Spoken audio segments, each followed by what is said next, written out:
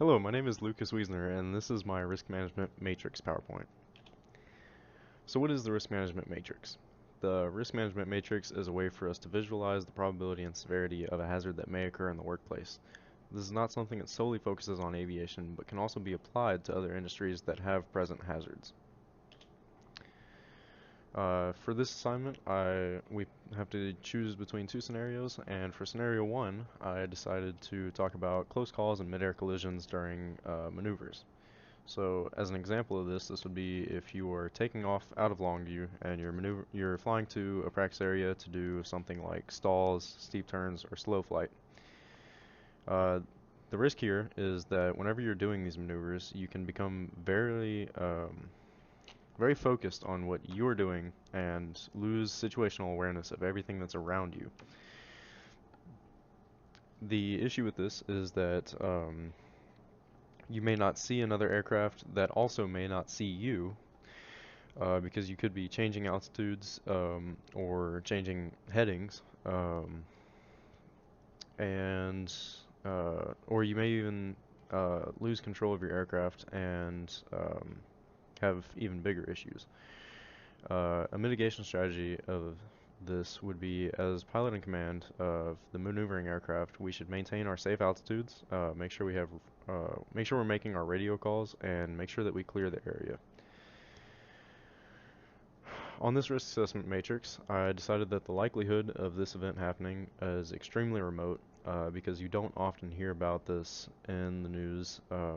You don't often hear about maneuvering flights that cause mid-air collisions or single accidents. For the severity, I decided to say that it's major, and my reasoning behind this is oftentimes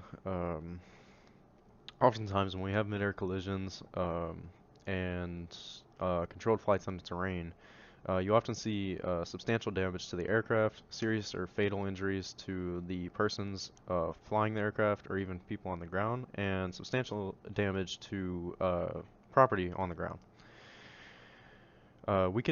Whenever we employ our risk mitigation strategies, we can reduce the likelihood of this happening from extremely remote to extremely improbable. We can't fully eliminate it because it's just impossible, but we can reduce the chance of this happening quite a bit by just making sure we're doing the right things and following the right procedures. And next up, I want to talk about flying in IMC without being prepared. And for this, I'm mainly talking about VFR flights that inadvertently enter IMC. The risk here is, this is actually something I found published by the NTSB, that 71% of VFR flights that inadvertently entered IMC between 2008 and 2012 resulted in at least one fatality.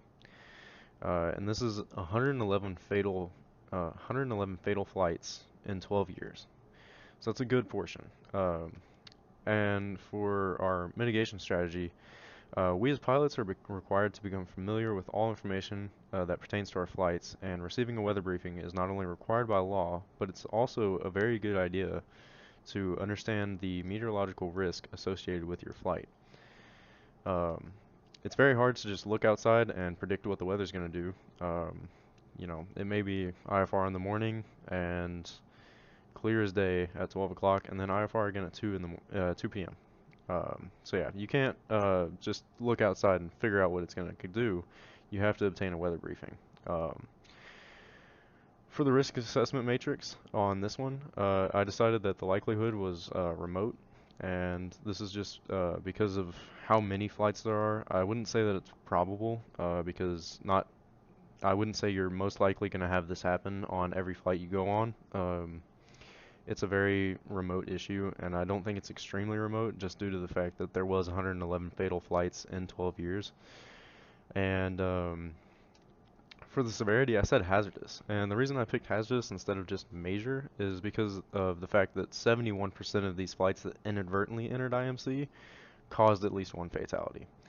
71% is a majority. That's a very large percentage, and it's not a guarantee, but it is getting up there. So yeah, that's why I said it's a hazardous thing. It's not certain death, but it's getting close.